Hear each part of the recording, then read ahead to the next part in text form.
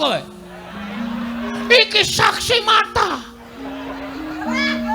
Rumangsane Semar tok agar-agare nganggo pusaka nganti Semar dlungop ngene. Nganti mripate ditutupi siji. Ora ana wong tumindak kaya ngono kuwi. Tuthuk modar kowe. Deng-deng yakin kula ora ngapusi. Kusik. Ki sadurunge dadi perang janjane sing bener sing endi? Aku sing bener. Apa sampeyan ora percaya karo aku? Sampeyan weruh dhewe to posisine Semar kondisine kaya ngoten iki. Lah, berarti bener. Apa kaya ngono ki wong tuwa? Antasena. Aku ki pendhita Antasena. Aku ki ora tau goroh karo sapa-sapa. Aku ki brahmana. Mune wae kowe. Ora goroh karo sapa-sapa. Buktine, truk. Ngopo? Ya ya kowe mau ora to? Durna gawa drei. Keris kok drei. Keris. Semar diagar-agari nganti tiba saka nganu kursi mau ya, Truk.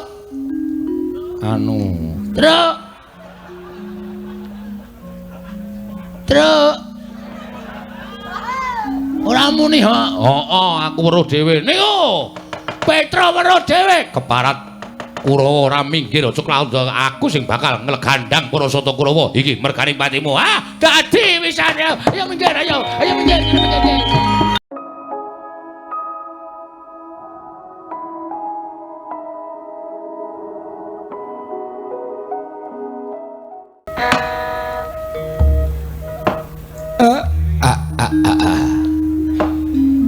Blegegekugek sak dulita mel. Ora nyono babar pisan. Nuwun sewu ing atasipun namung sak sudung kula kemawon. Iki kerawuhan para lancur Pandhawa. Ndara Antasena. Kula ngaturaken bekti kula ngatur nggih, Den. Kakek Semar tak tampa tiba padha-padha. Dosa apa ing bakal tak sandhang yen aku nganti wani nampa sembahing kakekne Semar. Ning gandeng jejering aku kuwi dianggep minangka dadi bendaraning kakekne Semar. Mula sembahing kakekne Semar tak tampa ning tiba padha-padha mongko sok baline wae aku ngaturke sungkemku katur ngersaning kakekne Semar. Niki sami mawon sampeyan niku ora gelem nampa napa sing kula aturke ning sampeyan ajeng jlomprongke kula. Gusik, jlomprongke perkara sing endi?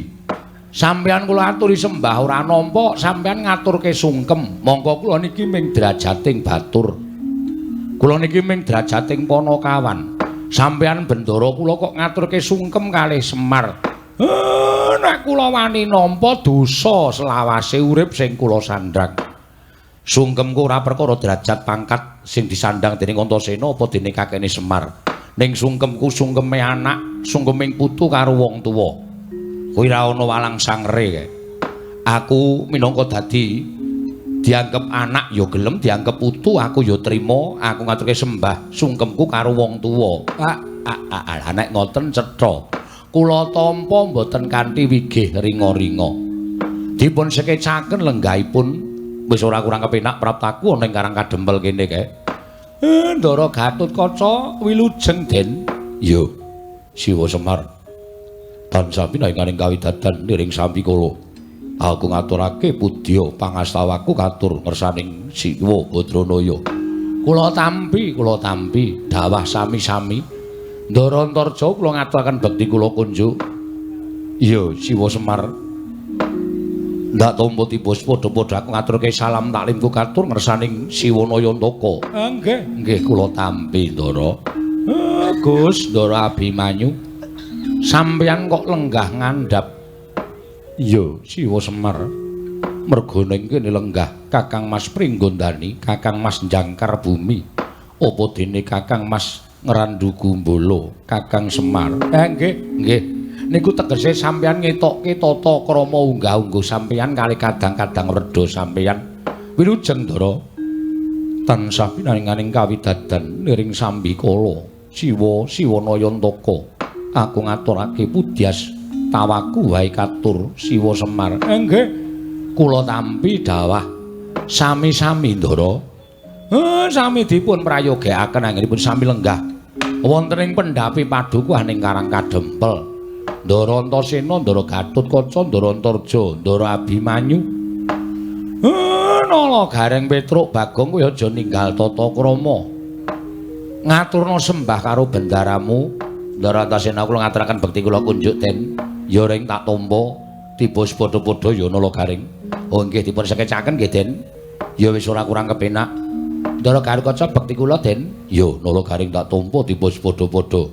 Ndara Antarja bekti kula ya Nala Gareng tiba padha-padha. Ndara Abimanyu bekti kula nggih den ya Nala Gareng tak tampa tiba padha-padha Nala Gareng. Ndara Antasena, Ndara Gatotkaca bekti kula kunjuk nggih den ya terus tak tampa pangestuku Tampanana. Nun inggih ya Petruk tak tampa pangestuku Tampanana. Kula pundi Ndara? Ndara Antarja, Ndara Abimanyu bekti kula kunjuk ya Petruk tak tampa pangestuku Tampanana. Ya Panakawan Petruk tak tampa pangestuku Tampanana Panakawan. Kula pundi nggo jimat paribeh sami dipun sekecaken anggenipun lenggah. Ya Petruk wis ora kurang kepenak praptaku ning Karang Kadempel iki. Gong gendi kowe Gong. Ndara Antasena, Ndara Gatotkaca, Ndara Antarja, Ndara Abimanyu bekti kula kunjuk. Langsung kabeh kesuwen. Ya Gong tak tampa, ya Bagong tak tampa. Ya Panakawan Bagong tak tampa. Ya Panakawan Bagong tak tampa. Pangestu sampeyan sampun kula tampi. Lho aku urung menehi kok. Alah ora urung ya ngono kok. Nuwun sewu.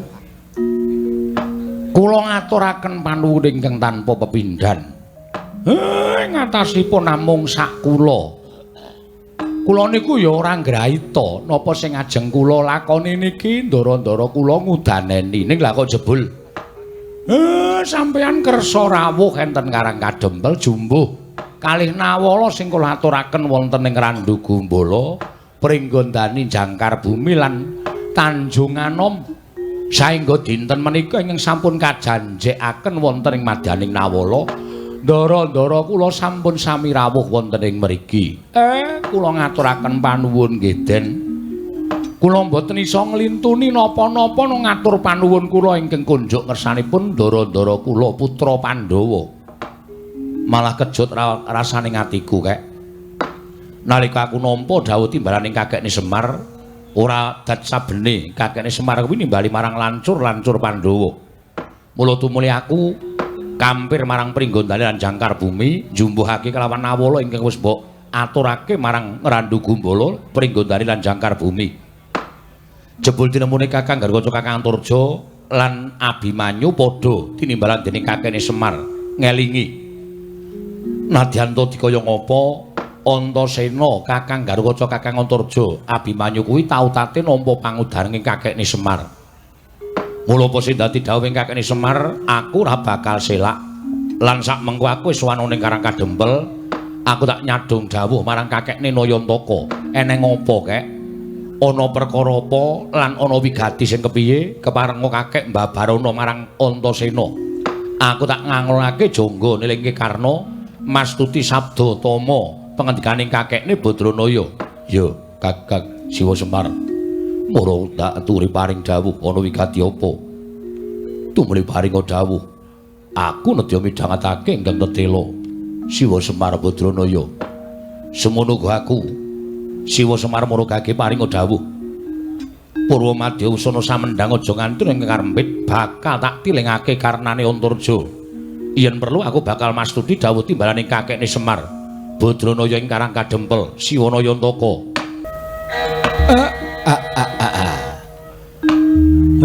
Sing sepisan kula ngaturaken panuwun sing tanpa pepindhan. Dene lancur-lancur Pandhawa, ndara-ndara kula sampun kepareng rawuh wonten ing Karang Kadempel. Lah ing ngangka kalih napa ta sababe kok nganti ngatasipun namung sak kula kemawon wantun ngrawuhaken boyongi dhateng pepunden-pepunden. Niki merga enten gandeng cenenge kalih lelakon sing kula lakoni.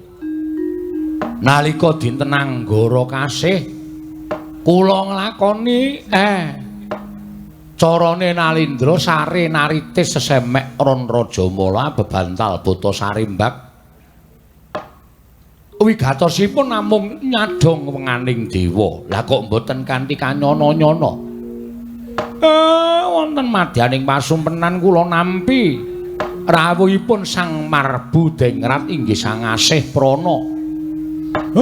Maring dawuh kali Semar yen to Semar sakmangke badhe dados jalaran tumedhaking kanugrahan. Badhe dados jalaran tumedhaking kanugrahan. Mongko nalika semanten gregah wungu saking tilem kula niku pungun-pungun la ing atase namung sak kula kok dadi lantaran tumedhaking kanugrahan. Mongko petanganipun wong tuwa kaya kula niku nek kanugrahane cepak niku pacobane ya bakal nekani. Mangsa kala sok barengi. Mung kari titahe niku kuat napa pacoban menapa mboten. Nek kuat napa pacoban kanugrahan bakal tinampa, ning nek boten kuat nampa pacoban kanugrahane bakal uncat. Lah terus wigatine kakek ngrawake mboyonge marang para putra-putra. Kula ngerti nek sasmitaning dewa niki mangke badhe sumebar warata mergi enten gandeng cenenge karo kanugrahan. Merga napa, Den? Dewa matedhaken kanugrahan menika mesti wonten titah ingkang sampun pinaringan sasmita kudu nggayuh kanugrahan. Lah, mongko titah enten donya niku werna loro. Eneng sing apik, eneng sing ala. Tur dewa niku mboten banci ndemban siladan. Sing apik diparingi sasmita yen bakal ana kanugrahan sing teka, sing ala ya paringi sasmita yen ana kanugrahan sing bakal tumedhak. Lah sing becik niku mesti nggayuh kanthi srana laku ingkang utama, laku ingkang bener. Lah sing kula atirke nek sing ala niku nampa sasmitaning dewa nek jagat niki bakal wonten kanugrahan sing tumedhak. Mongko tumindake wong ala niku nggudel bingung nungsang puyang numbuk bentus waton kasembatan sing digayuh. Niku kula sing semelang. Mongko Semar niki wis tuwa. Anak-anak kula niku gelem nyambut gawe nek dicocok mripate nganggo dhuwit. Nek mboten dienehi amplop bocah-bocah niki kesete ora jamak. Ora tau gelem nglabuhi karo wong tuwa. Mula sewiji-wijining cara kula kudu ngrawahake para nom-noman Pandhawa supaya njaga kahanan Karang Kadempel jumbuh kalian kewajibaning dewa ingkang kula sangkul. Ngono to? Nggih. Yen pancen kaya ngono kersaning kakene Semar, Antasena pribadi ora ngemungake sarta ora bakal ngembet marang kahananing Kakang Garukaca, Kakang Antarja lan adiku Abimanyu merga miturut Antasena. Kakang Garukaca, Kakang Antarja adiku Abimanyu kuwi duwe penemu dewi-dewi. Yen kakene Semar ndangu kelawan penemune Antasena, aku mathuk, aku rujuk. Tegesipun pripun? Aku saguh njaga katentremaning Karang Kadempel. Aja nganti kakekne Semar samengko ana ingkang rubeda nggone bakal matedhake kenaro lantaran tumedhaking kanugrahan. Matur nuwun, matur nuwun. Ning prasaja mawon lho Den niki mboten enten napa-napane. Ora apa-apa kek. Lahir batin aku ngudhokake tenagaku lahir batin kanggo katentremaning kakekne Semar. Matur nuwun, matur nuwun. Ndara Garukaca pripun? Ya. Ora bakal aku rubu-rubu gedang karo penemune Dimas Antasena. Ning rumangsane yen to Gatotkaca kuwi tau tate nampa pangudange Siwa Badranaya. Mula besok kapan nggonku bakal abuh lawan Siwa Semar kejaba mung dina iki. Ora bakal wegah aku nata marang katentremaning Karang Kadempel. Matur sembah nuwun. Ndara Antarja, aku semono uga ora bakal wegah wae. Aku bakal melu karo adiku Antasena karo adiku Garukaca gawe tentreming Karang Kadempel mbok menawa ana dom sumurping banyu lan payu-payu ingkang bakal katempuh ing samirana ngiriguda marang Siwana Yantaka ngene bakal matedhake kanugrahan. Wah, matur nuwun. Lha Abimanyu mboten sah kula suwuni priksa mesti kemawon nderek kalian Kang Raka. Semono uga aku bakal melu marang Kakang Mas Antasena Siwa Semar. Matur nuwun, matur nuwun. Nala Gareng, kowe piye? Putra-putra Pandhawa, lancur-lancur Pandhawa. Kuwi bendaraku sing wajibe aku labuh karo ndara-ndara kuning dina iki, ndara-ndaraku labuh karo bapakmu. Kowe minangka dadi anakku kowe piye? Nek kira-kira bapakmu iki ana sing ngirigoda nggone bakal dadi lantaran tumedhaing kanugrahan. Kowe piye? Duwe apa penemu? Awakku iki lagi anget Pak. Awakku iki lagi ra penak.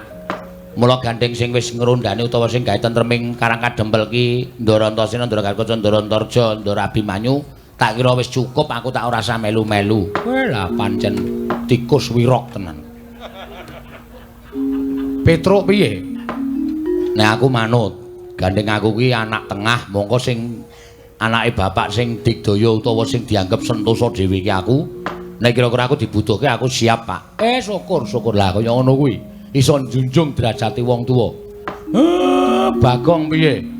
Aku anane ming sendika, Pak. Waton wis mateng. Wah, jan Bagong ya. Maksudnya piye ta, Truk? Lah kowe iki mau ngrungokke ora? Ora. Lho. Lah kowe iki melu ki ngopo? Lah ya nggo genep-genep e. Bapak ki arep dadi lantaran tumedhaking wahyu. Wahyu apa? Ambo, bapak urung paring dawuh. Bapak kuwatir merga sing disasmita entuk wahyu ki mesti karo dewa piranganing piyai loro utawa menungsa loro sing pambegane ala lan becik. Nek sing becik mesti nggayu wahyu sing apik-apik, nek sing ala mesti penggayuane wahyu mesti ngawu gawar ngawur.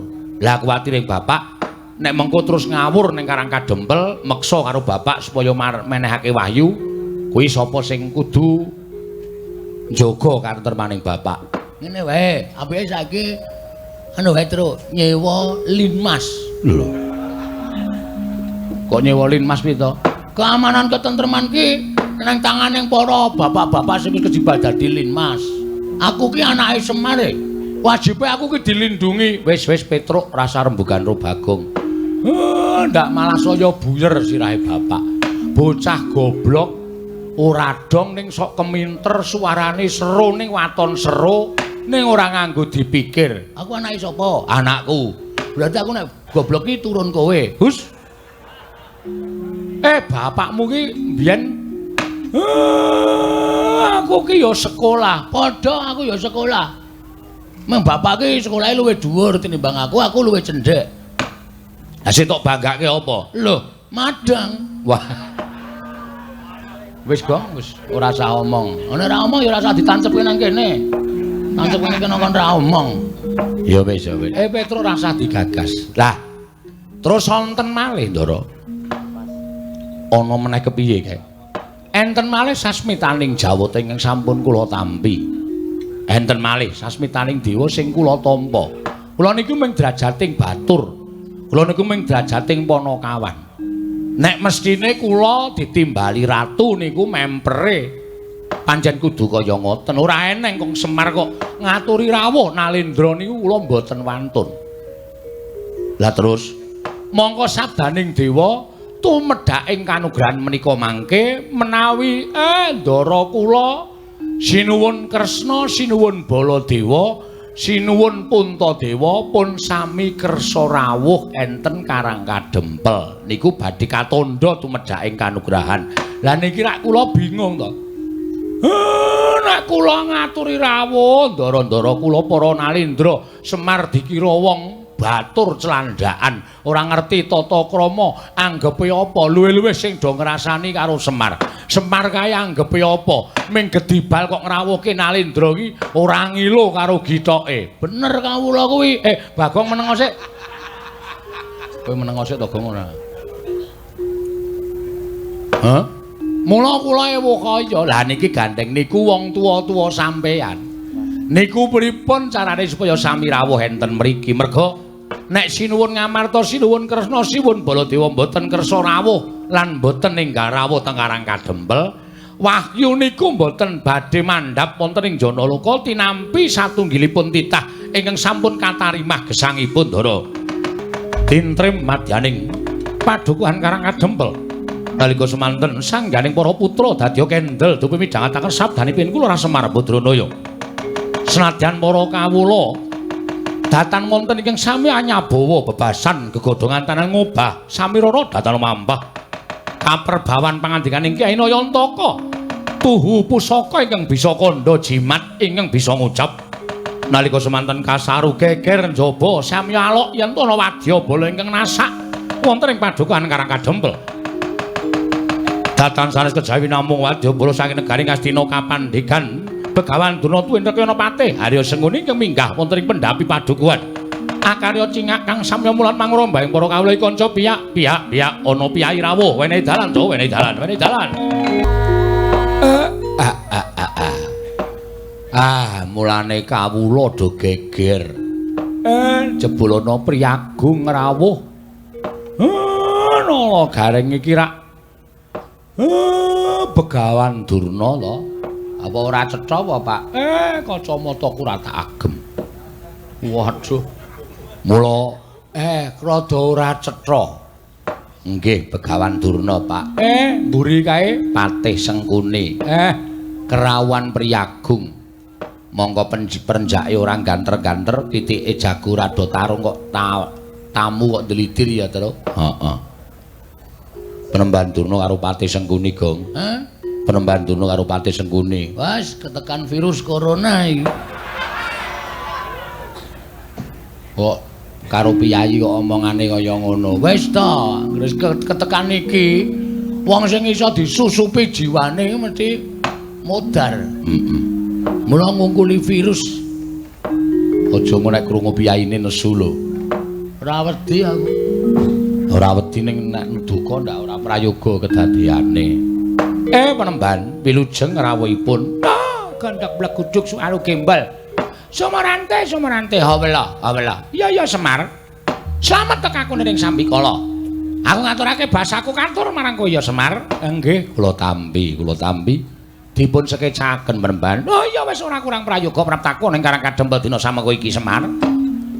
Regana Patih Sengkuni katuran karaharjan rawuhipun. Iya.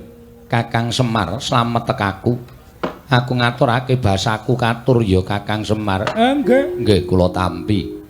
Dipun prayogekaken lenggahipun ya wis ora kurang prayoga. Nyuwun pangapunten gandeng. Mriki menika namung dusun benten kaliyan negari utawi benten kaliyan kraton. Mila sarwa-sarwi cumpen sarwa-sarwi awon kawontenanipun boten trep menawi kinarya pelengganipun piyayi kados panjenengan. Wis ora dadi ngopo? Aku wis ngerti ukuran kekuatanmu iki aku wis ngerti.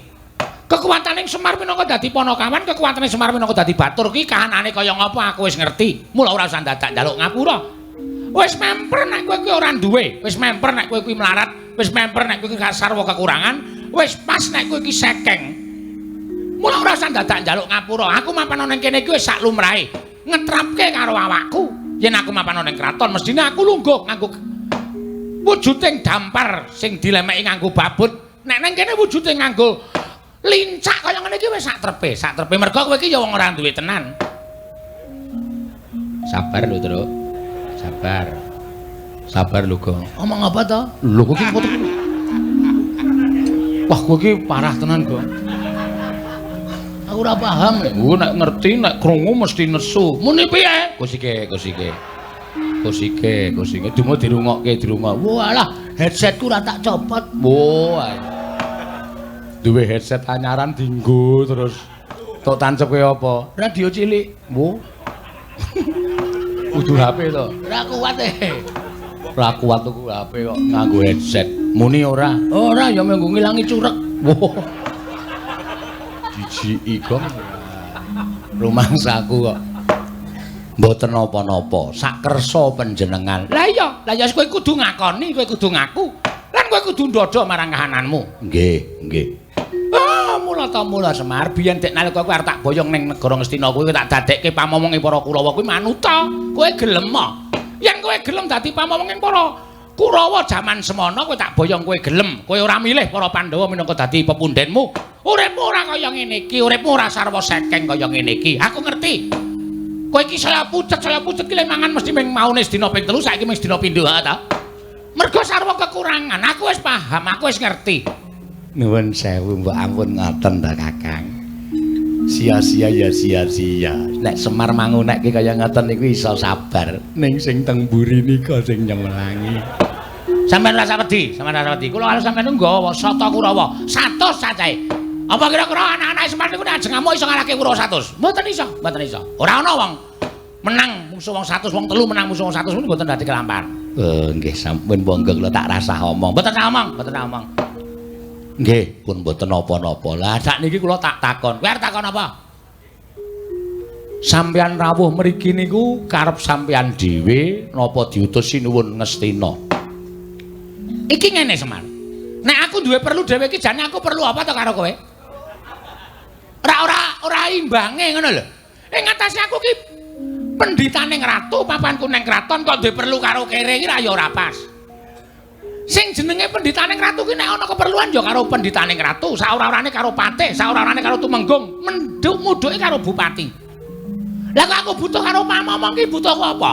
Nek aku ora diutus dening anak Prabu Duryudana, aku ora bakal tekan kene. Oh nggih, dados rawuh sampeyan dipun utus. Ya, aku diutus dening anak Prabu Ngastina.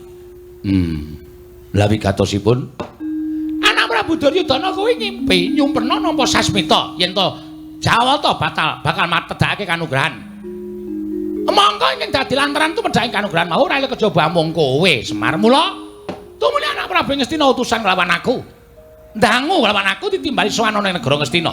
Ing wigati aku supaya prapta ning Karang Kadempel lan nakokke babakan wahyu kuwi mau.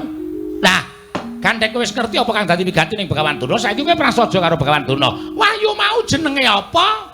Yen pancen wis wujud jenenge lan ana keterangan ing gumathok, aku njaluk wenehna karo aku, wahyu bakal tak baya menyang negara Ngastina. Kuwi wigatine. Dening sak banjure, nek kowe nuduhake wahyu mau jenenge apa? Slamet uripmu. Dene ora? Oh, nuwun sewu lho Semar. Aku wis diparingi Purbawasisa dening anak Prabu Duryudana. Aku mung duta kok ora mung duta kongkonan, ning duta ngrampungi karya. Dadi nek upama kowe nyelaki sarta kowe ora gelem nuduhake apa jenenge wahyu lan wigatine wahyu mau tumanjane eneng endi sarta ora entuk tak boyong, oh aja takon dosa apa kelakon. Durna nggunakake cara-cara sing kasar, Durna nggunakake cara-cara sing ora prayoga supaya kowe bisa menehake wahyu mau tak boyong menyang negara Ngastina. Wis kuwi wae sing dadi omong aku. Kokean ndak ora ana perlune. Mergo aku nek omongan karo kere iki tak batesi. Kurung ora kok. Heeh. Nesu ora kowe? Ora. Semar dunekke ngono kuwi kira nesu. Semar iki kere tenan ora? Ayo kere tenan. Ayo wis. Ngono kok digawe angel. Wong aku melu Semar iki getun kok. Lho. Getun mergane. Saiki tak takon, Semar iki ra kudune jarene wong-wong kuwi do ngandhake Semar iki titising sanggiwange Semanta. Ismaya. Hah? Ismaya. Ata dewa. Endi nyatane? Anak dewa kok saya kere. Kowe karo aku omahe saya cilik. Nggo ngragati sekolah anak-anak. Piye wis kuwi? Aku ki jane getun upama ana sing ngepek aku, dadi anak-anak aku trima melu sing ngepek aku aja. Ning angsare gedhe. Aja didelok saka bandane, aja didelok saka ukuran bondo donya lho derajat pangkat. Kowe melu Semar ayem to? Ora. Ayem ngono. Ayem apa wong utange wae kok ayem. Petro, dalem Pak. Bagong aja tok jak omong, lakbanen cangkeme. Saya suwe kok neng ati saya ngregetke. Kok sik do meneng aku tak wangsulan. Nggih, ngatos-atos lho Pak, ngatos-atos lho Pak. Ngati-ati lho Pak. Ora satok eleke aku ora butuh karo kowe. Nesu Bapak. Arepmu nesu Bapak nesu ora dianggep anak, ora masalah. Lunga ta. Lunga nendi? Lunga terus bali meneh. Percuma. Nuwun sewu, pancen leres. Kula menika nampi sasmitaning dewa. Ning nuwun sewu lho. Semar niku mung dadi lantaran. Tegese Semar ya durung weruh napa to sing disebut kanugrahan niku wau jenenge napa, tumanjane teng pundi niku kula dereng saged ngertos. Dadi nek upama enten titah sing pun nampi sasmitaning dewa kudu nggayuh kanugrahan. Lho nuwun sewu, dinteni wahyaning mangsa kala. Mangke nek kula wis entuk sasmita saka dewa, nek pancen kula wis diparingi sasmita, iki lho titah sing kudu nampa kanugrahan, iki lho sing titah kudu nampa kanugrahan menika mesti kula paringke. Tur nuwun sewu lho Penemban. Wong gayuh kanugrahan kok njaluk niku cara pundi kula tak takon. Wong gayuh wahyu kok njaluk niku cara pundi kula tak takon. Selagine ngelmu mawon kelakone kanthi laku lekase lawan kas tegese kas nyantosani setya budya pangekese durhangkara. Ngelmu niku nek ora dilakoni lakune ora ana tumanjane apa-apa. Ngoten. Lah niki wahyu. Mongko akeh para nimpuna para surjana sarjaning budi. Akeh para pinter, akeh para kaki-kaki, akeh para sepuh sing golek wahyu niku direwangi priyatin, direwangi tapa brata, direwangi tapa. Apa to sebabe disebut tapa? Niku ngrasake wong sak tata apa-apa. Tegese ngrasake wong-wong ora duwe, ngrasake kaya dene wong sing kekurangan, ngrasake kaya dene wong sing ora kecukupan. Wong apa? Ngoten. Lah wigatine napa? Resik jiwa lan ragane. Sing jeneng menungsa niku mboten wonten sing suci, mboten kekang sithik mesti kelepetan dedosan. Supaya dadi wong suci niku kudu nglenggana dhateng sakke ngreh dosa sing wis dilakoni, sranane kudu masuh lair lan batine. Kanthi sarana priyatin. Mboten kok priyatin to apa brata niku njaluk karo sing mbau reksa, sing tunggu kali kene aku wene ana kekuatan sing tunggu guwa kene aku eno kekuatan mboten ning golek papan sing sepi sing ora ana swara apa-apa supaya gedhekke nggone wiridan ngagengaken asmaning Gusti supaya Gusti paring pangapura saking keluputan niku nek wis resik niku lagi entuk wahyu niku pantes angka loro wong kedunungan wahyu niku nuwun sewu nek satriya ya kudu netepi kasatriyane sing kanthi apik, netepi kewajibane sing kanthi becik. Nek dadi ratu ya ratu sing apik, nek dadi satriya sing apik, nek dadi lurah sing becik, nek dadi bupati sing apik. Niku bakal entuk kanugrahan mbuh wujud napa. Merga wis iso nglakoni kewajibane kanthi apik, mboten kelepetan dedosan. Nek dadi pendhita sing apik, aja pendhita sing suarane kaya kertas kaya ngoten. Nek sampeyan kaya ngoten niku ora diajeni karo sak pepadane. Sing diajeni ming serban kali ketu sampeyan le putih. Ning ati sampeyan lecek, ati sampeyan kebak wulu, ati sampeyan kebak drengki srei panasten patiopen dawen. Niku mboten apik penemban. Dan tur wong kedunungan wahyu niku kudu iso nglakoni 3 perkara. Mangrungokke mboten kula mejang karo pendhita ampuh mboten. Ning ming tukar kawruh, muga-muga kawruh Semar niku iso dienggo penemune Begawan Durna, iso dienggo tambahan ilmu sampeyan. Wong arep kedunungan wahyu kuwi duwe watak 3 perkara. Inggih menika wujudipun lila, wani lan kurban. Ngoten.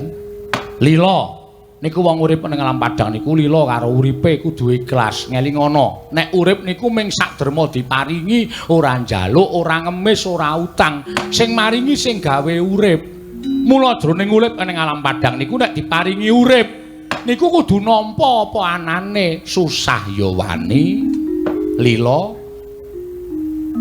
seneng ya lila bungah ya lila mlarat ya lila sugih ya lila aja sok ngresula. Mongko racak-racake menungsa niku diparingi seneng sithik lali ngucap syukur. Ning nek diparingi rekoso 2 dina, le nyebut sing gawe uripe nganti telake garing. Ngoten. Nggih napa mboten? Terus saniki kula tak takon, kurban utawa wani, semang-semang samar-samar mengko gek menika mboten badhe sumanding. Nek wis urip teng alam donya niku napa sing ajeng mang tindakke niku aja dipasrahke karo sak pepadaning urip. Ning pasrahno karo sing gawe jagat, merga sing iso ndakwa, merga sing iso menehi dosa lan kanugrahan niku sing gawe jagat. Upamane kula ajeng tumindak mitulungi karo maling niki angel digagapi. Ngoten. Maling niku salah. Maling niku kleru, ning kok tak tulungi. Mergane sareng kula takoni apa sebabe kowe maling? Merga wis ora duwe kepinteran, ora iso nyambut gawe, mongko anake kejet-kejet arep mati. Wong maling sing tanggung jawab ki maling goleki sandang pangan anak sing arep mati ngoten niku nek ditutuki wong napa sampean mentala. Lah carane leh kula nulungi ya iki barang colongamu balekno. Nek kowe butuh apa-apa njaluka aku. Ora ketang aku ora duwe. Ning sing becik anakmu tetep urip. Hadan. Nggih mboten? Sing kaping 3 niku korban. Korbaning lahir, korbaning batin. Korbaning lahir menika dana driyah. Weweh tetulung dateng sak pepadane. Hadan. Tetulung dateng sak pepadane menehi sandang wong kawudan, menehi payung wong kudanan, menehi buga wong kaluwen. Mongko tanpa pamrih sakniki wis ora enek. Ora enek wong ngekeki tanpa pamrih niku pun mboten nonton. Pun kula tak takon. Ujaring para sepuh nek tanganmu tengen menehi, tanganmu kiwa, aja nganti weruh niku gombal wis ora enten.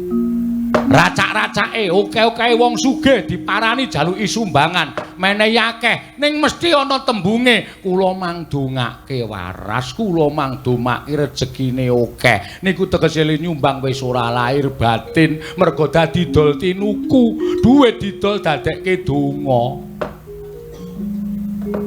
kok kaya aku ya lah sampeyan malah krasa dhewe to mula nek ndalu kanugrahan gayuh wahyu niku ampun njaluk ning budidaya. Lah sinuwun Ngastina mboten kersa ngerkaos anane nek entuk sasmita wahyu niku terus wongkonan dumeh dheweke dadi ratu, dumeh dheweke iso dawuh, dumeh dheweke iso kongkon moh rekasa. Emoh masuh lahir lan batine. Ampuk tekan jaman sok kapan mawon nuwun sewu bumi niku tangkep karo langit. Ratu Ngastina menika mboten ajeng entuk wahyu pun. Nek nganti omongane Semar niku merucut mboten enten nyatane. Mang suwek-suwek niki cangkeme Semar. Wes, Semar Badranaya. Manus maning jajalan sukertaning bawah iblis lanat. Lah kok dadi kowe malah mejang karo aku, mulang karo aku ke barat kowe. Pintra njara langit kowe ora menang karo Begawan Durna. Durna iki kondang pendhita monyor-monyor.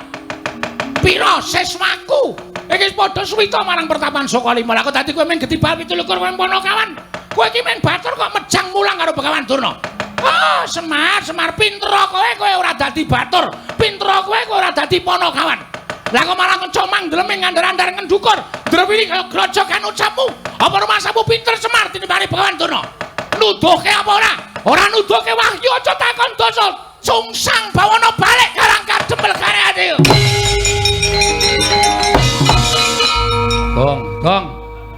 Gong. Arep ngopo, Le? Bagong arep ngopo? Aku ora ngopo-ngopo mung nang kene kithok kok. Ya wis. Ngegol-goli senengane. Aku ki arep nesu Ya wis gek nesu. Sik, tak salin. Ya.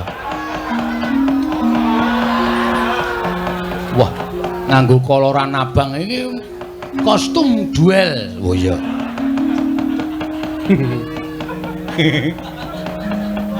Training ra tau ganti. Nganti nggon bokong tipis banget. Semrawang bokonge ketok. Apik ta, Tru? Apik jempolmu mlocot ki ora. Nuwun sewu penemban. Nunamit pasang Kalimantan B tinebene ledune dumawahing tawang-tawang. Paripaksa kula majeng wonten ajengipun Semar Badranaya. Lho, iki Bagong iki. Ha iya, kaya ngene Baladewa. Mangsane anggepe. Arep ngapa kowe? Mendelik mripanmu. Kowe arep ngapa? Arep mbelani karo bapakmu. Apa diang mbakku wedi karo Bagong? Ayo, arep mbelani cara piye? Ngene, Mbah. Nuwun sewu ya. Sampeyan ki wong tuwa, nek ndek cangkem dijaga. Semelaku nek ditapuki wong ning dalan. Omonganmu iki sampe enake dhewe, Mbah. Ora nganggo petungan, ora nganggo pikiran. Awal pertama sampean teko wis ngece omahe bapak. Bapak ki wong kere, omahe ya wis pantes kaya ngene iki, mula ya kuwate ming tuku lincah, bayahe semen. Wong ki aja sok ngembe karo wong liya. Kowe sugih ki mbiyen ra diparingi karo Prabu Duryudana. Ha ya. Kowe saiki iso nganggo sandangan sarwa nganggo Pradamas ngono kuwi ta? Merga kowe diparingi karo Ratu Ngastina. Ning kowe kelingan mikir jaman semono, aja sombong. Ning ngelingono karo jaman duk nalika kowe ngrekoso gendong Swatama, kowe mbarang nang prapatan. Kowe ora dikukup karo wong Astina, kowe seprene iki dadi kere, Dur. Wus. Jangkar karo aku, jangkar ora kuwat tuwa aku mbangane kowe. Bagong sabar le. Engko ndak malah ora apik. Wis meneng ra kowe. Tendian tenan kowe. Bapak apa? Bapak dibelani ora krasa. Wis saiki pikiran sapa sing sayang karo kowe? Hah? Kowe dunekke Durna, Karang Kadempel tak gawe sungsang bawana bali. Sing maju ngadepi Durna ming iki putramu David Bagong.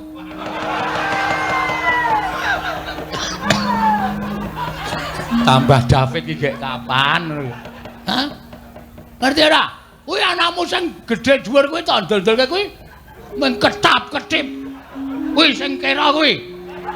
Mbok diganti matane, matamu ya ora. Nek aku arep sapa rumasane? Hah?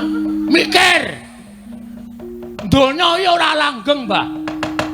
Donya ya ora selawase langgeng. Sing sugih kala mangsa dadi kere akeh. Sing kere kala mangsa dadi sugih akeh. Sing bodho nek gelem budidaya dadi pinter merga sinau akeh. Sing pinter merga srawung karo wong bodho ilang elmune dadi wong goblok ya pirang-pirang. Aku dadi lah pendhita penyakit tenan kowe. Wis saiki arep muni piye mau lambemu muni piye? Wus. Aku Brahmana, wis ngerti. Kowe mau muni piye? Gawe Karang Kadempel sungsang bawana balik. Semar bakal semaur, mergo Semar iki selawase urip ora tau gelut. Ora tau gelut. Men gelut karo simbok ya, Pak?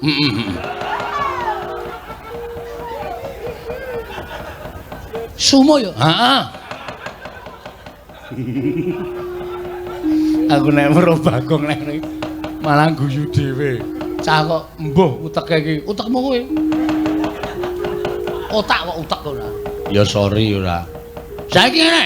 Nek kowe arep gawe sungsang bawana balik kanan Karang Kadempel, Bagong sing ora sarujuk. Aku sing depani Bapak Semar. Loh, yen ngono kowe wani karo Bagawan Durna, apamu sing tak wedeni? Biyen tekan saiki Bagong ora wedi lho sapa-sapa. Aku tak golek rokok sik ya, Kang.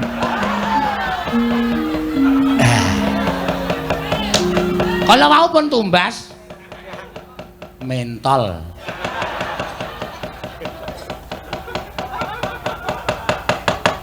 Tegese kowe mani karo Bagawan Durna sing tak wedeni apamu? Lho, nek pancen mani ayo ngene iki, papan wong neter kadetayan. Wah, lah iki gayeng iki, Gong, dipikir sik le. Nek nganti Durna engko wani, Durna iki nggawa Kurawa. Ora wedi ora Kurawa. Ora wedi aku. Pokoke bapak ora sang menehi wayu karo Bagawan Durna karo Prabu Duryudana. Yo rampungke nang kene iki. Kowe takon nang ndi pampano nenter kadetayan. Mbah. Lor kulon omahe bapak ki ana lapangan voli. Ayo neng kono ditemtoke. Kaya apa aku sing tekani pati. Wah, ora minggat metu Jawaya tanti karo kok semet jasmu mocar karo kowe.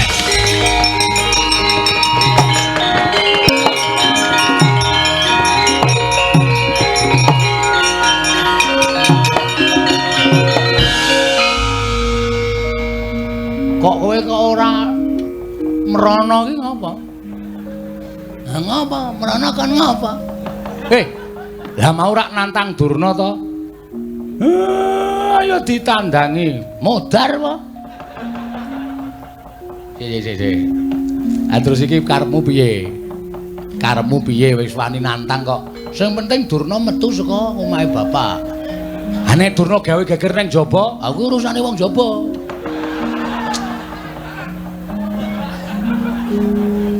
Gong, kowe iki ora edan lho. Iki serius lho, Gong. Durna nggawa Kurawa 100, nek kon ngrusak Karang Kadempel tak kira ora nganti 3 kedheping netra Karang Kadempel mubal dadi geni. Kowe omongan kaya ngono iki rumangsamu ora ngembet katentremane wong sak Karang Kadempel apa? Lho, maksud lu? Kowe wani karo Durna. Terus sing digoleki kowe. Engko nek Durna metu ning jaba ngawe Kurawa, kowe ora ana, kowe ora gelem nandingi Durna. Durna saya nesu, Bagong ming lambene tok wani omong tok ora wani nandhangi aku. Kurawa, kabeh omahe kawula dobong. Lah, kawula sing ora ngerti kenthang ki mulih lelakon kelangan omah. Piye to? Caramu mikir piye to? Terus aku kan ngopo? Lho, wis wani nantang ki metu njaba tandang ngono. Lah nak wani, nek ora aku dadak omong, lah nggih cangkeme. Wong dicangkem omong, kowe iki ngopo? Sing penting wani sik perkara engko len nandangi mikir bangane kowe bapak dunekke Semar karang kadempel tak bumi angus kowe plendas-plendus garang ki malah ora berubah sithik-sithik mung mangan kuwaci wae kok mau lecak-lecuk nyemeng yang lem wis saiki piye carane kaya ngene piye kowe kuwi sing gagah temandang amo aku nek musuh Kurawa kalah sik ada ide Jawa ada ide apa? Putra-putra Pandhawa kon ngapa? Oh iya ya, Ndara Antarsena, Ndara Gatotkaca, Ndara Antarja. Lah engko supaya Ndara Pandhawa ki do duka, aku sing gawe masalah. Sing gawe ukara aku. Carane, don tindak mrene sik. Ya kowe sing kono. Nuwun, Den. Yo. Sapa gong tamune? Gawan Durna. Ning pun metu, pun medal. Lho, wis lunga. Mpun sampean kan tindak mriko. Yo, ya sangu tak rono, nggih. Lah tenan ta, dintekke tenan ta. Lho, apa niki tempene iki lek goreng kulae. Donggo jagongan. Wong tempe dipangan Bendoro kok ora entuk. Joli lho. Ya. Awi do mriki. Ya aku tak mrono tak sowan bapakmu. Bapakmu kok ungkep-ungkep mudhun saka pelungguhan mripate ditutupi. Nangis, Bapak. Lho. Nangis ngopo? Oh, Durna mriki niki wau ora tak tendhangi. Lho, gene kowe wani nendangi Eyang Durna. Mpun saking judeke. Masa Bapak dicedhaki Mbah Semar kowe ngerti wahyu sing ngerti tumiba ning jagat to. Tak jaluk karo Durna nggawa keris. Dinyunyuk-nyunyukke Bapak Semar, Bapak nganti tiba saka kursi. Terus nangis niki. Nek mboten kula sing ewange ajeng sinten malih? Eyang Durna mentolo karo Kakang Semar. Ngono kuwi ya, Tru? Ya, Tru? Tru? Heeh. Ngono kuwi tenan. Bela dalah Kurawa brabrik kalian. Dalah iki menungsane. Sing wani nantang karo Begawan Durna. Ora ngilo karo gitoke, ora mawas karo kahanane dhewe. Ing ngatasé wong Gedibal 17 kowe iki mung batur, kowe iki mung kere. Kowe iki mung wong loro saudon telu saurupan. Lah kok wani nantang karo Begawan Durna ora ngerti kondang karo Begawan Durna iki pendhita kondang monyor-monyor. Gurune para Sata Kurawa men ditantang karo wujude Bagong. Rasa cewet, Mbah. Nang kene iki ditemtokke kowe apa aku sing tekaning pati. Wah, lah dalah ora wawo. Ayo, kene. Nek pancen kowe arep gawe geger karang kajempel. Endi para Sata Kurawa? Ora bakal mundur jangkah. Lho, kowe wani karo Kurawa? Lho, wis wani metenteng ini kok dikira ora wani anggepe piye? Ora nyepelekke kowe. Kuwi mburimu kuwi. Kartosega kuwi. Lho. Ura-uraban suaramu Kartomarma. Ya, Ndek Kartomarma. Arep belane karo Begawan Durna. Dursasana, Surtayu, Kartipeya, Durgempa, Durmagati kon maju ngambyok ora bakal tak tinggal loncat. Lumo digawe becik.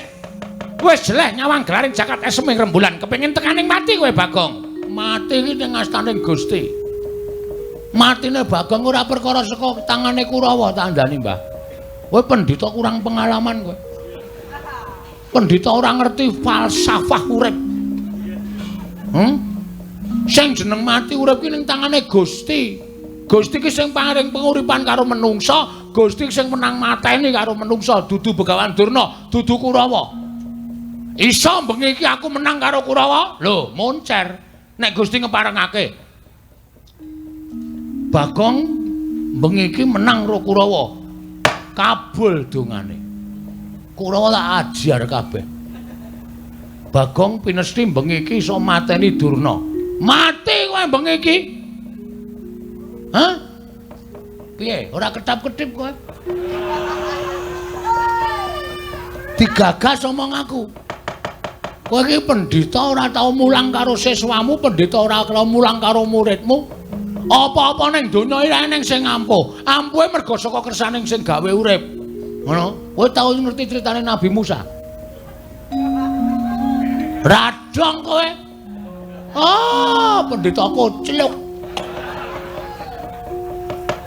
Apa to sebabe tongkate njeng nabi kae kok ampuh? Mergo entuk firman saka Gusti Allah. Musa tongkatmu kuwi tabokno ning Laut Merah. Mula tongkate kuwi ampuh tenan ditabokke ya iso mbelah segara. Mergo apa? Entuk firmaning sing gawe urip. Ning nek ora entuk firmaning sing gawe urip, kae ya mung tongkat lumrah ora ndek kekuatan apa-apa.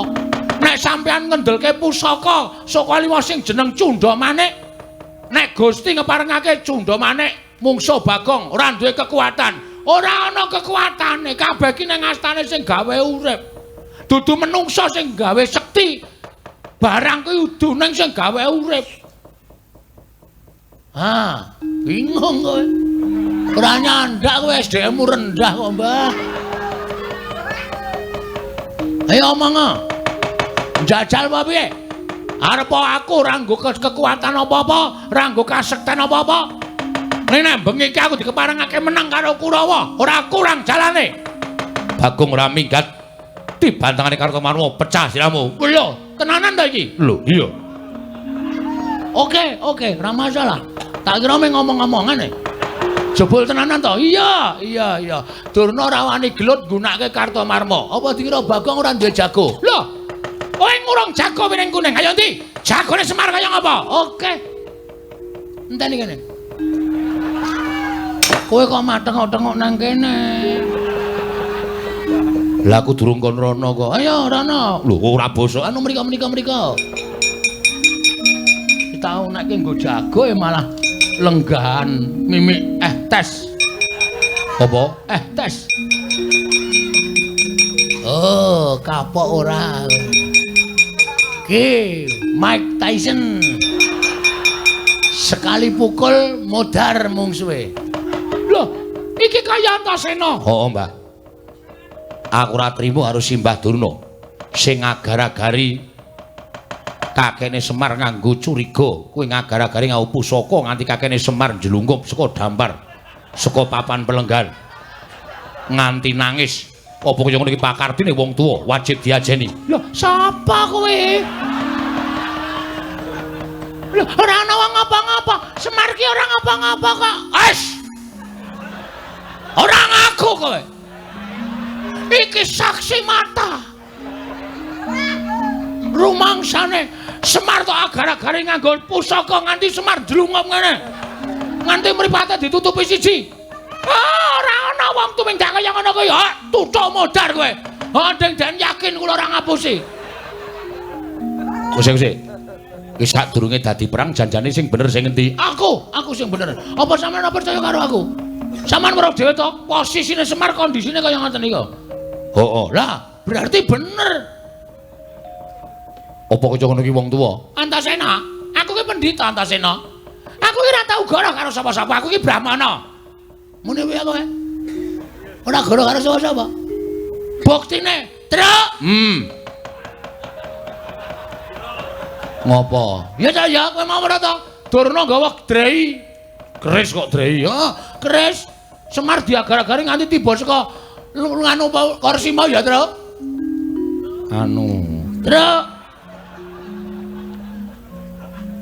Truk. Ora muni, ha. Aku weruh dhewe. Niku. Petra weruh dhewe. Keparat Kurawa ora minggir aja klaut. Aku sing bakal nglegandang Parasata Kurawa. Iki merganing patimu. Dadi wisane. Ayo minggir, ayo. Ayo minggir.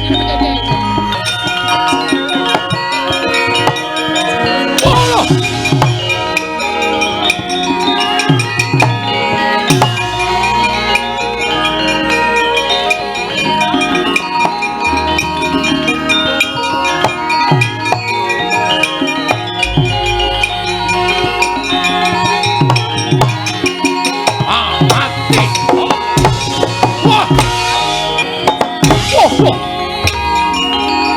we. Ah, wah. Mati aku. Wah. Wah. Wah. Wah. Oh, mati we. Wah. Wah, mati aku. Wah.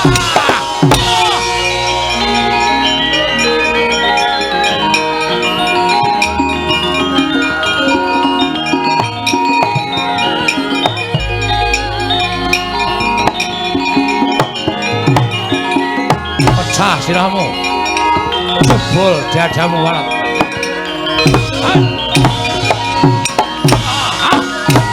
Oh. Woi. Wah. Oh. Ah. Woi. Wah. Waduh.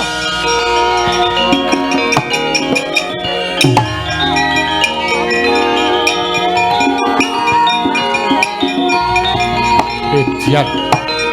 Cocok tuh mbak jebol dadamu ya Antasena. Mati we. Wah. Pecah sirahmu. Mati we. Mati we. Wah. Wah. Wah. Wah. Mati aku. Wah. Wah.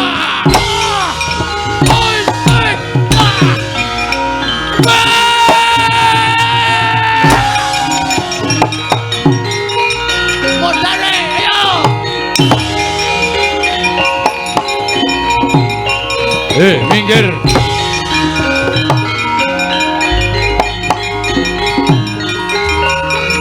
Wah.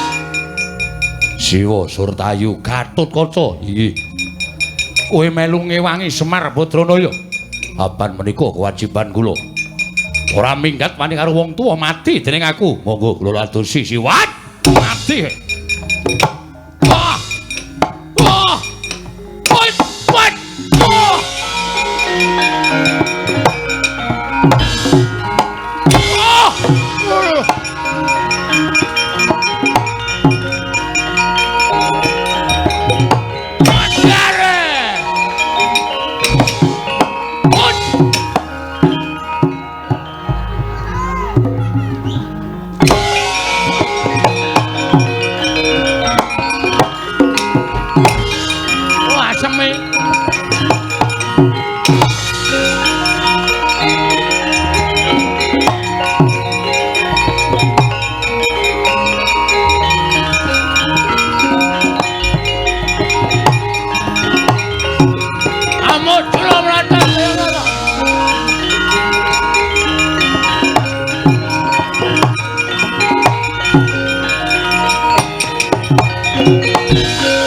Petlo kantong bolong Ndara Durmagati dacal kepala nyoto.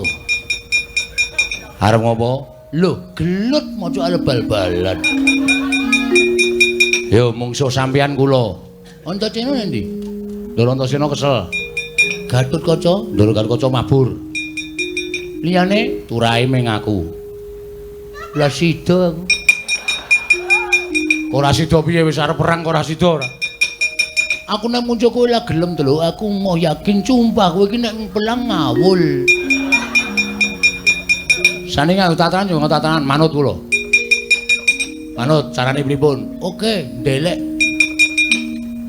Ketok kele pancen wong atos-atos tenan. Heeh. Ayo, sampeyan ngantem ping pira? Aku ngantem ping pira? Sapa sing glithak kuwi sing kalah. Oke. Nyo. Aku cek. Ya. Sampeyan bendoro nek batur kok wani karo bendoro ngungkuli bendoro ndak dosa, Nyo. Pecah cilahmu. Syukur iso mecah cilahe Petruk, nggo. Monclot, moncrot, monclot. Celat. Modal. Ping pira? Manut ping 3. Ping 3. Modal. Nek modal ra kecekel ki rasah aman. Modal modal, terus mati ora kok modal golek modal ki ora. Genep ping 3 gentenan. Lho, aku gentenan to? Ha iya. Nek ora tenan kowe bati ora. Oke. Nyoh.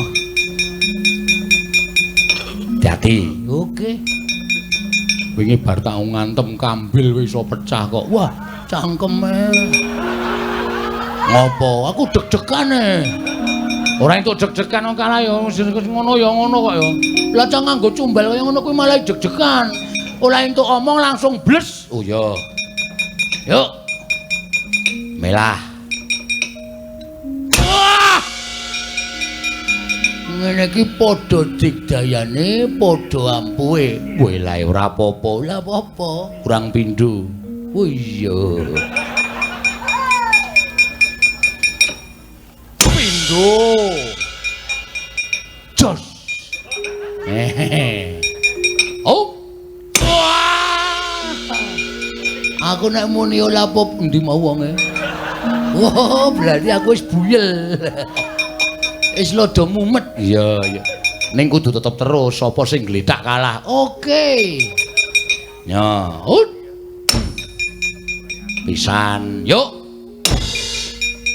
Ping pindho wae, Cuk. Oh iya. Ping 3 ki pet ngono.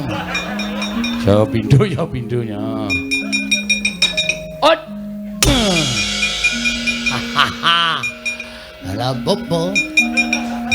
Ayo kene, Cik, lodo buyel aku. Yo kene sesake ndak ranteke wektu. Oke, Nyo.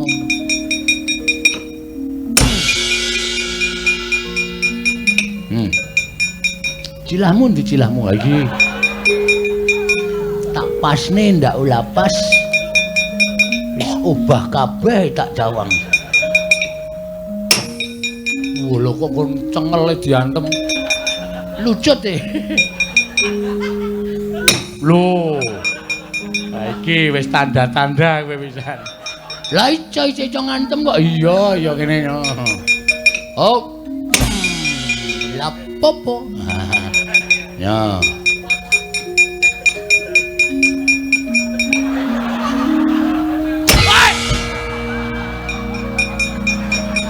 Bagong iki kejem ora.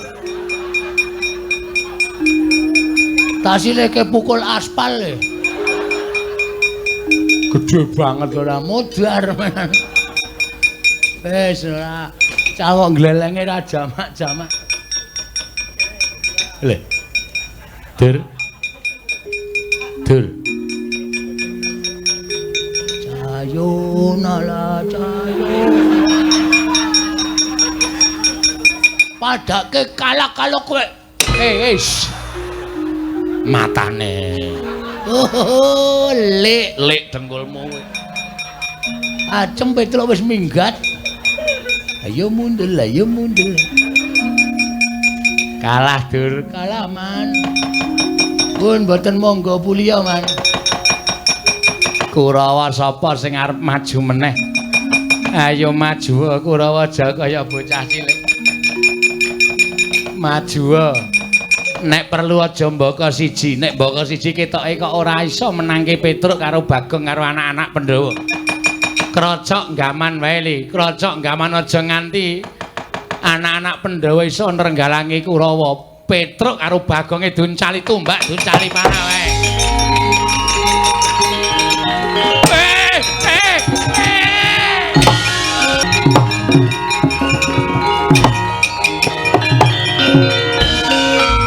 Kula nuwun Pak Bagong. Pasien.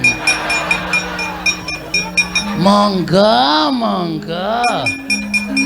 Nggih. Sinten niki? Niki anak kula. Oh, Kang Bajeng. Nggih. Perlunipun Anu dereng supit. Etre aja ya, Tre. Etre tangane iki ora sang ngene. Etre mati aku, Tre. Mati aja aku wis tuwa, Tre. Aku wis supit. Aku kersanipun model pripun? Diponi napa? Pun nderek Pak Bong mawon, Pak Bong supe tajeng dinapake. Nggih, tergantung regi. Oh, Nek sing larang niku mboten krasa. Lah kersane pun niki ganteng bocah nakal. Sing krasa mawon perih mboten napa-napa. siap. Tenggo nggih. Nggih. Pun. Aduh. Petro mati aku, Tru. Ora kurang ajar. Pun gak diuculi. Lho, pun sepuh. Pun medal brengos. Nggih. Pun nggih ngadak Petro mati aku. Petro mati aku mboten cah bengok-bengok. Mengke ndak kecuwes. Nggih, anteng. Ana cah bagus. Aduh. Aduh Petro. Ayo. Kelas pinten, Li? Sekolahe nendi, Li? Sekolahe teng pundi cah bagus? Sekolahe kelas pira, Li? Pun, Gek. Pun.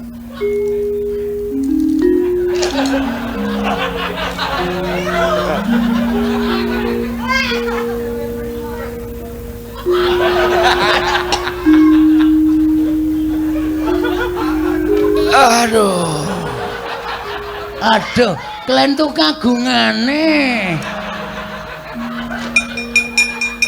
Bagong setan. Aku kok ya ora krasa. Ngerti ilang. Sorry nggonamu kedawan kok.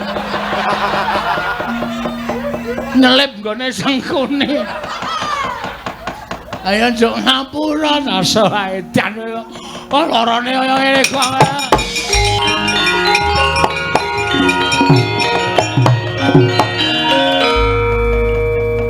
Untung aku isih diayomi karo sing gawe urip. Luput nggon aku nggone Petro. Kayak tatu arang keranjang. Aduh. Tur. Perang le. Mungsuhe Antasena. Mbok modar nek kula wani. Karo Antasena ki rawane. Oh, terus terang kula mbangane mengke kewirangan. Muni wani ning kalah. Malah mirang-mirange to. Lha niku wonge jujur. Anak Pandhawa sing kula wedani dhewe niku Antasena. Jelas. Mboten tedeng aling-aling tedeng kula rawani. Liyane Antasena kula bekok awake.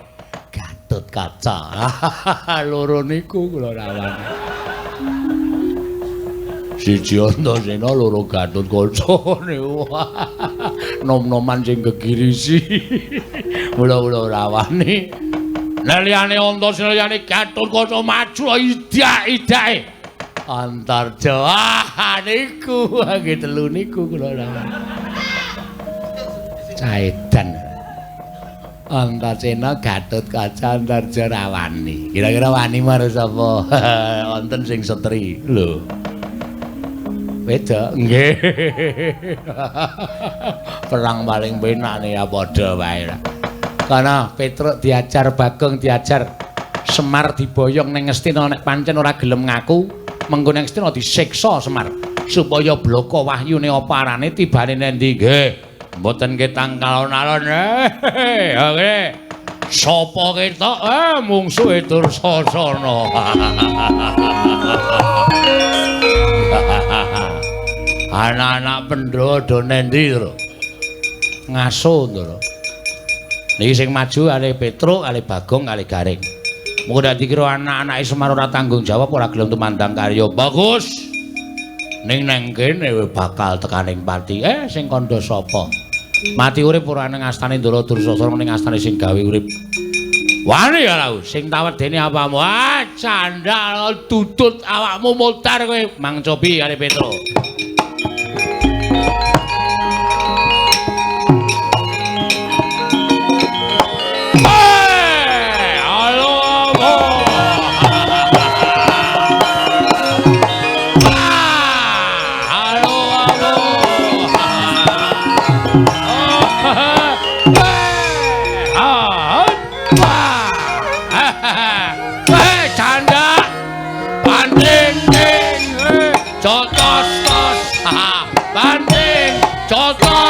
Ciwit banting bengkal.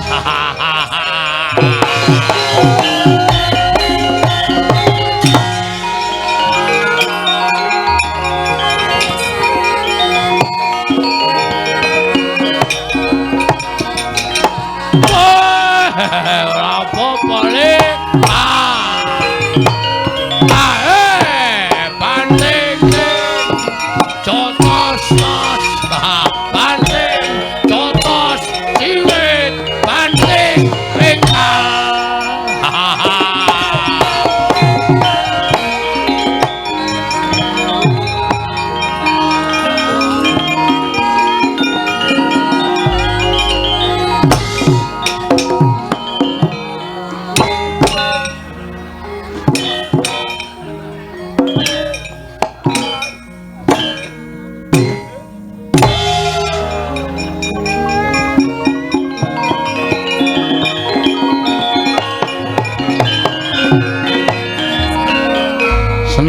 Puas kowe. Nah aku diajar Dursasana ngono kuwi seneng. Apik, mosok perang kok nganggo kaya irama ya? Canda banting ting jotos tos. Ciwit banting jotos pengkal. Tang entak untuk ndak. Aku nek ana melu joget terus. Oh setan iki. Berarti kowe melu seneng kowe. Bunga kang tanpa upama. Mundur. Saake diajar Dursasana. Alah dene le gagah. Mundur ah. Ora nganggo trik kowe. Gus, apa? Mriki, Den. Apa? Dursasana maju. Petro kalah. Ah terus aku kon maju, aku kesel iku. Ngancen mawon sampean rasa tumandang ning kula mangkaki kekuatan supaya kula iso menang Dursasana. Kekuatan piye? Manut. Mangkaki napa ngoten? Ngene bae. Nek aku tak mlebu ning awakmu piye? Terus kowe iso gleleng, iso ampuh, ora lara, ora iso mati, iso ambles bumi, iso apa wae. Kekuatanmu ning nggonmu kabeh. Serius.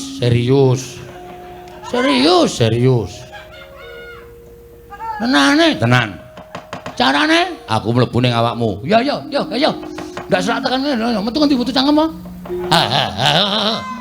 Ora sedeng. Kok kene iki ciut ning ngombo iki. Saidan ora. Kowe ngamet ambegan wae. Kowe ngamet ambegan. Aku mlebu ning awakmu. Ngono sak aku mlebu ning awakmu, kowe ngopo-ngopo diantem Dursasana ora lara, diapak-apake ora iso krasa. Gue kayak maju neng pabaratan medhoke Dursasana ya, Gong. Nek wis ngono, kowe dadi wong menangan. Saka tak mlebu ning awakmu. Mbah. Selak modar. Nek ngampet ambegan wis kesuwen. Ya wis kek ngampet ambegan. Gong. Meleko. Lho, sampean nang pundi? Aku ning awakmu. Wah lah. Dan kok ora mbrenjel? Ya iya. Gus, apa? Ora mangani ati lho. Ora. Engko nanjur mangani rempelo barang. Modar aku. Ora doyan rempelomu ijo, mambu kaya ngono. Penyakiten iki. Wis maju. Amo Suramata ora tempe. Kula nek dikawak-awake ora apa-apa. Wis to, sirahmu ulungno nek diantem ora krasa. Mati kowe Dursasana. Bagong diangslupi Antasena glelenge Raja Mbok kula diangslupi. Lho kowe meri apa piye? Meri. ben ketok sing temandang niku anake Semar kabeh, putra-putra ora ketok. Ngoten lho karep kula. Ya, ngampet-ampekan. Nggih. Mpun Den, wis. Kula iso napa mawon? Iso apa wae. Ambles wae bumi iso. Oh nggih, nggih Wah. Wis.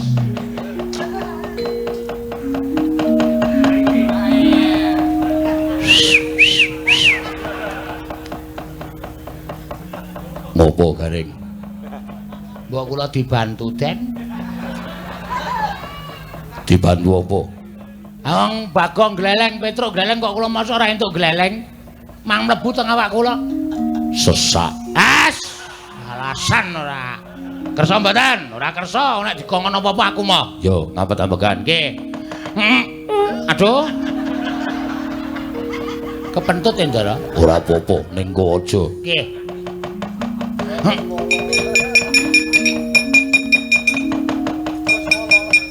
Wis, non? Wis. Wah, apa sing iso pamer ki mung kowe tok, Truk. Sing iso pamer ki mung kowe tok, wer. Kula ya iso mabur. Iso. Carane sikile gedruk lemah ping 3. Kok suarane banter banget? Iki tekle ya. Sikile kelincip ngene iki. Dadi nek nggo gedruk seru banget. Wis ya wis. Nggih. Ah. Mutiar ora kowe. Wah, gleleng.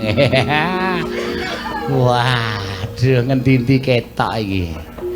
Nek ora golek kamar mandi ra ono gendenge. Ngandel ora. Oh, kok ya isih ana ya ana wong adus tanpa gendeng. Wah, tua banget asem.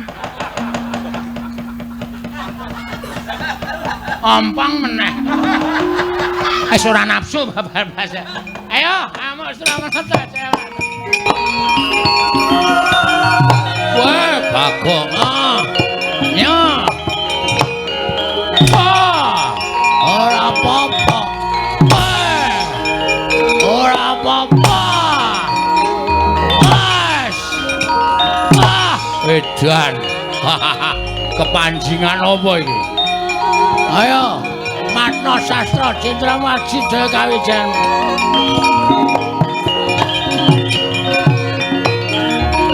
Wah, setan alas. Oh, ngatasi gedibal diajar ora loro babar blas melo wajake. Edan. Ayo maleso, piye? Maleso. Kon males aku? Maleso. Tak males pisan aku rasa dadak ngantem ora nendang, ora gajul, ora nempiling. Lho, arep males ngopo? Waspadakno Dursasana. Bagong ki kanggonan ngelmu seprapat jagat wis tamat. Wis tau ora Bagong iso mendlep ning jero bumi? Lho. Apa iso? Weh, kowe ora iso ta? Aku iso. Apa iso tenan? Iso. Gila-gilaan. Dimatke. Lho, ketok ndase tok. Lho. Piye ndase dindelepke ora? Heh? Ndase dindelepke ora? Apa meng kon tingil-tingil ngene iki? Rugi lho iki nek ora dindelepke. Wae dindelepke sisa wae lancar. Lho, ngapain truk kok nang kene? Apa rumah sama aku rasa ambles bumi po? Wedan! Kok kowe barang iso ambles bumi? Acah gleleng kok. Oh, kowe iki mesti dibantu karo Ndara Antarja kowe. Lah iso lah, wite napa kowe tok sing dibantu ora?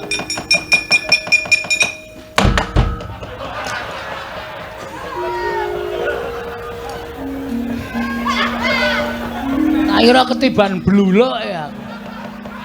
Wah, gareng galo ngosek-ngosek nang Dirgantara. Wah, ngoyak Dursasana ya.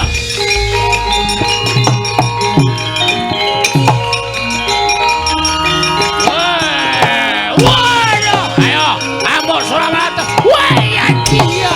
Kota. Iya. Wah, ya. Wah, ya. Wah, ya.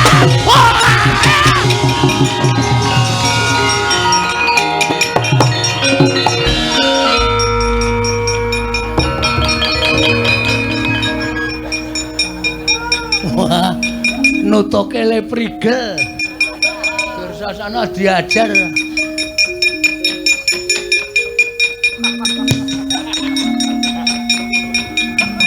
Weh! Kok apik ngono kae. Metu kok nang dhuwur. Lah kene ra iso mabur langsung tiba. Nyakit tenan kok ora. Rumangsat. Kowe kulino pamer kok. Wong nek pamer ndoro-ndoro iki ra seneng karo wong pamer. Ya, Truk? Iso ora usah dipamer-pamerke. Kowe iso mabur. Lihat. Lho. Iki. Hop. Aku ora iso ya, Truk. Ambo. Kowe coba kowe. Nek jarine Ndoro-Ndoro iki nek ambles bumi aja mlumah. Kuwi nandhake nek kaya wong dicemplungke ning luwangan dadi wong mati, mengkurep. Oh, masa. Heeh. Iya.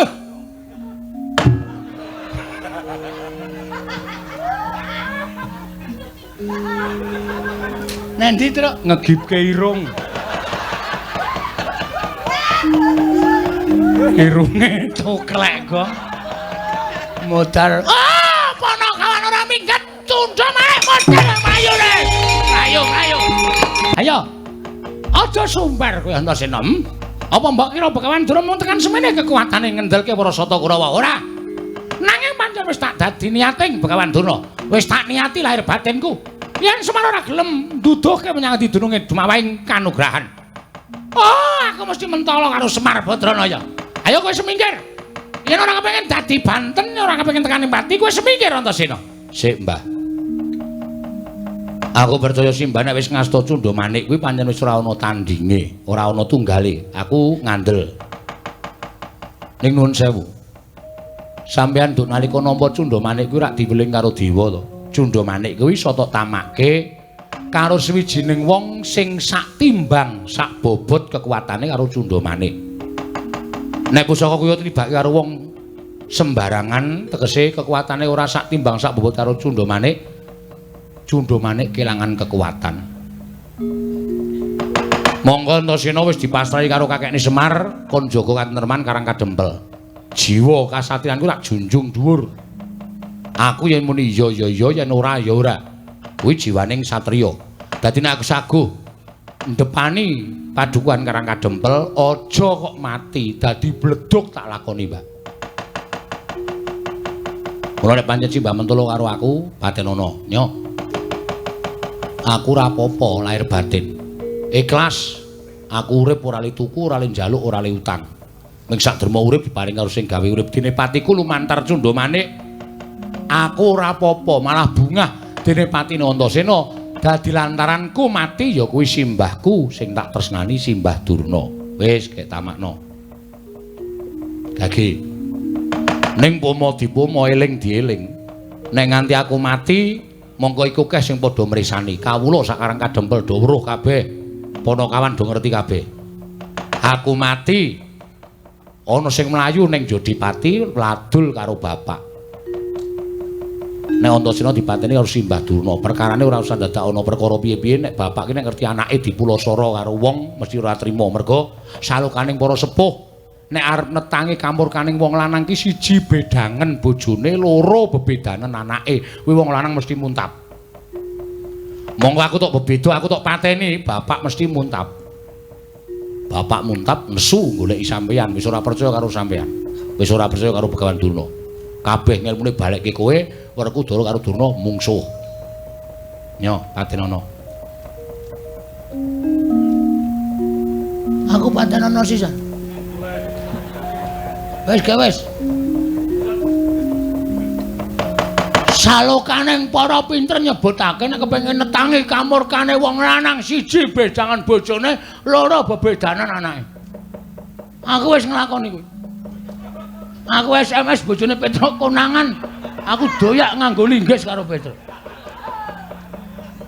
Kaya ngono dadak diomongke nang kene lho. Dengkulmu ki ora. Wong kok senengane babar wirang karo aku. Oh, Mbah. Ning kosok baline aku mau ora crita, Bagong mau wis crita karo kowe bab perkara ampuh urane pusaka iku ora saka sing duwe, ning saka sing gawe urip. Pusaka ki tamake dadane Antasena ora apa-apa, kosok baline ana wong tuwa tak ingel-ingel. Ana wong tuwa tak gawe wirang ning Karangka Dempel.